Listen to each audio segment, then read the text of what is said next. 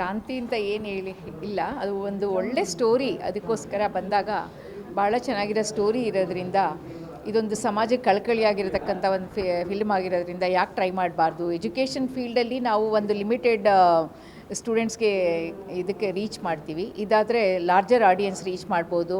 ಮತ್ತು ನಮ್ಮ ಸಮಾಜದಲ್ಲಿ ಆಗ್ತಿರತಕ್ಕಂಥ ಒಂದು ಇಂಡಸ್ಟ್ರೀಸ್ನ ನಾವು ಯಾವ ರೀತಿ ಒಂದು ಎಜುಕೇಷನ್ ಮುಖಾಂತರ ಸರಿ ಮಾಡ್ಬೋದು ಅಂತ ಒಂದು ಮೆಸೇಜ್ ಕೊಡ್ತಾ ಇದ್ದೀವಿ. ಇದರಿಂದ ಎಲ್ಲರೂ ಎಷ್ಟು ಜನಕ್ಕೆ ಇಷ್ಟ ಆಗುತ್ತೆ, ಯಾವ ರೀತಿ ಇದನ್ನು ತಗೊಳ್ತಾರೆ ಅಂತ ಇವ್ರಿಗೆ ಬಿಟ್ಟಿದ್ದು, ಆಡಿಯನ್ಸಿಗೆ ಬಿಟ್ಟಿದ್ದು.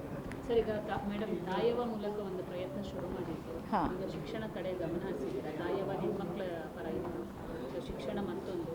ಸೊ ಈ ಥರದ ಪ್ರಯೋಗ ಯಾಕೆ?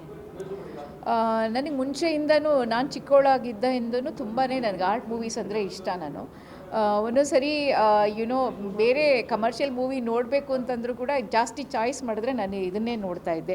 ಆಗಿನ ಕಾಲದಲ್ಲಿ ಚೋಮನ ದುಡಿ ಆ ಟೈಪ್ ಒಂದು ಅದೆಲ್ಲ ಬರ್ತಿತ್ತಲ್ಲ, ಅದೆಲ್ಲ ಭಾರಿ ಇಷ್ಟ ಇತ್ತು ನನಗೆ. ಸೊ ಅವಾಗಿಂದ ಒಂದು ಮನಸ್ಸಲ್ಲಿತ್ತು ಆರ್ಟ್ ಮೂವಿ ಅಂದರೆ ಒಂದು ರಿಯಲಿಸ್ಟಿಕ್ ಆಗಿರುತ್ತೆ, ಒಂಥರ ರಿಲೇಟಬಲ್ ಆಗಿರುತ್ತೆ ರಿಯಲ್ ಲೈಫ್ಗೆ ಅಂತ ಯಾವಾಗಲೂ ಅನಿಸ್ತಿತ್ತು.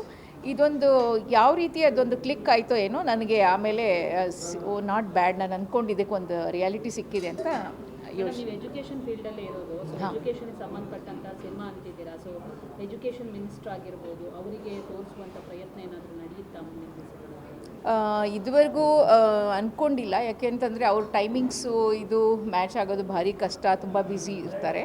ಬಟ್ ಮುಂದೆ ಖಂಡಿತ ಪ್ರಯತ್ನ ಮಾಡ್ತೀವಿ. ನೀವು ಒಳ್ಳೆಯ ಒಂದು ಸಜೆಷನ್ನ ಎಂಫಸೈಸ್ ಮಾಡಿದ್ರಿ, ಅದು ಮುಂದೆ ನಾವು ಪ್ರಯತ್ನ ಮಾಡೋಣ ಅಂತ ಅಂದ್ಕೊಂಡಿದ್ದೀವಿ.